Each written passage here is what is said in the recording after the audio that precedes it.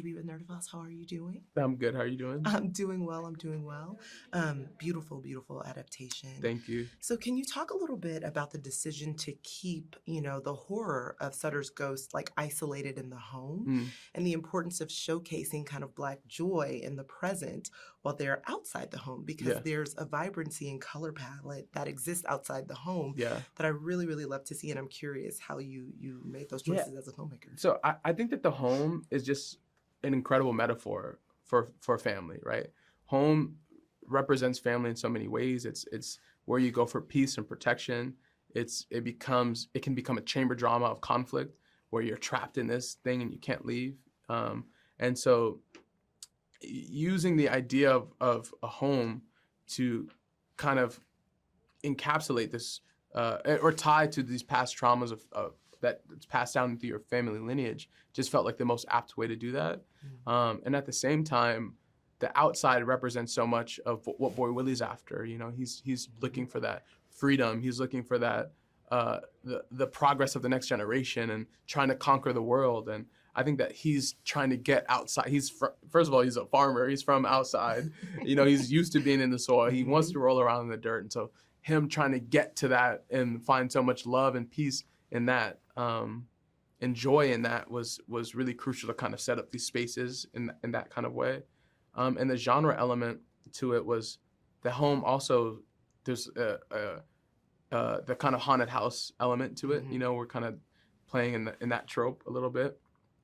And in this kind of story, genre gets to be our way in to talk about a larger idea, right? A bigger idea of trauma in this way, or this haunting that's around you, this haunting that can be scary at first because there's this kind of gaseous presence around, but ultimately becomes peaceful in that presence was your ancestors that were always around. They were always holding you up. And now your acknowledgement of them makes that connection stronger. I love that you said that because, like while the piano and its deep kind of ancestral history serves as this family's particular like conduit of healing for them, my question is kind of what was the conduit by which you approached kind of navigating the deep spiritual and ancestral layers that are woven throughout the film? It too was in my ancestors. My ancestors represent so much to me. They represent the man that I am today because I find pride in all that they were able to achieve and overcome.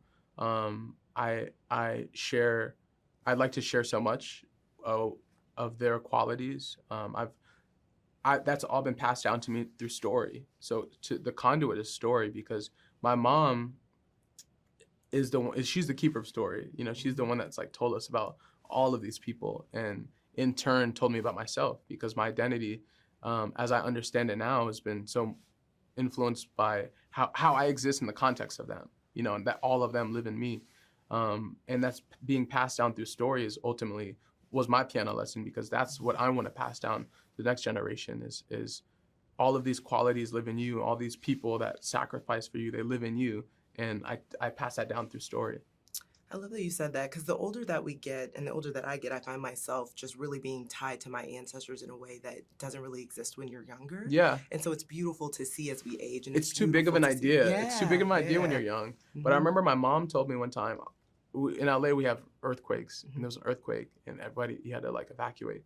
And I was like, I asked my mom, I was young, I asked my mom, if we had to evacuate right now, what would you take from the house? And she was like, I'm thinking, I'm young, so I'm like, the PlayStation, we got to get the PlayStation. And she was like, I'm going to take all the photos. I was like, the photos? She's like, I'm going to take all the family photos because that's our whole story is in these photos, in these images. That's our whole story is right there. And it always sat with me. So now I'm older, I'm a man, I understand what she's talking about. And now I would take the photos also. Yeah, that's beautiful. Well, listen, I think this is a fantastic, fantastic adaptation. You knocked it out of your park on your first one. Thank you. Thank you so much. So thank you so much for taking the time to chat with Nerdophiles. Really appreciate it. Yes, I appreciate you. Thanks. Have a good day. So my question is for both of you, but I can start with you, Danielle, to answer first. Yeah. Can you share a little bit about how you guys approach the weight and responsibility of both kind of marrying ancestral protection and healing with kind of this generational grief that your characters both experience from different perspectives as siblings? Carrying it.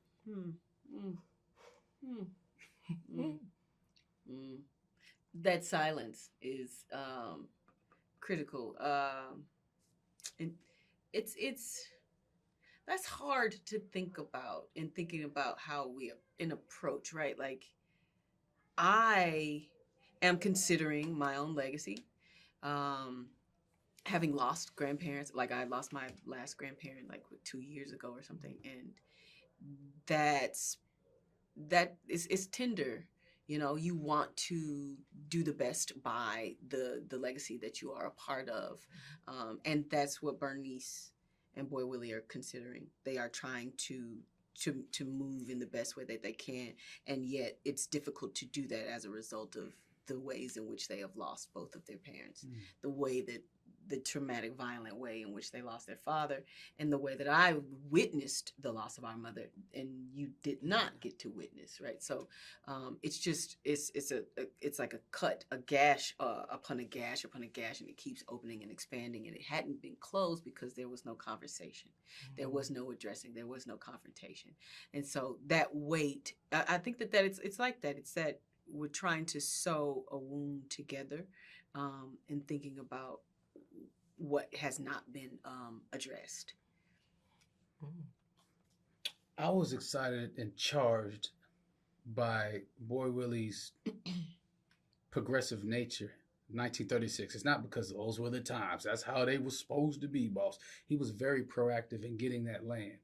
You know, and the way he talks about dealing with these white men and how he's going to get the land from, purchase it and reclaim the very land that his family was sold and bought on. You know, I love that. And so the weight of that is like, well, he's doing something about it. He's active in this story, doing something about it. And it's not necessarily a play about or a movie about slavery. It's about family and the dynamics of loss and of guilt. And personally, what he's dealing with, he has a very complicated relationship with God and faith, the very faith that he learned how to pray from his mom. He learned how to build and cultivate land from his father. So all these lessons, I was charged to be able to explore because of how proactive he is in 1936. He was ahead of the game. Yeah, he was. And I think that both of their journeys, you know, to your point, they are trying to sew the fabric of their family back together. And they have different approaches in doing it. Indeed. But I think that they both want the same thing. And I think ultimately that's healing, whether it comes from, you know, getting this new family or, absolutely. you know, the piano. They want healing in their own ways. And I think they just need to come together and kind of find that alignment for the both of them. Yeah. But I think it is a brilliant and a beautiful adaptation. And just thank you both for taking time to chat with Nerdophiles. We really appreciate it. Oh, Thank you. thank you so much. So let me dive right in. You know, each of you have had the privilege, obviously, of doing this specific body of work on stage and now on screen. So what does this particular August Wilson play mean to each of you? And how does that play into your own personal legacy of the body of work that you've created thus far? Wow. Damn. I can start with you, Michael. Wow. You were a hard ass question. Wow. Well, you know, this is his masterwork, certainly. The Pulitzer Prize winning, the piano lesson, and it's. I mean, I can answer both pieces together. It's just a question of family legacy, and it's an authentic voice. It's a voice when I hear it, it sounds like my family. The language of my grandparents, of my parents. The conflict, it's the conflict of my family. You know, Sam has talked about earlier, a relative dies and then it's like, who gets this? You know, Big Mama said I can have that. Yeah, exactly. Who took this? She didn't write it down anywhere, Yeah. but... And it's those kinds of tension. It's like, who took this? That's why they're looking for I'm money glad in you- Aretha's sofa. Exactly. That kind of thing.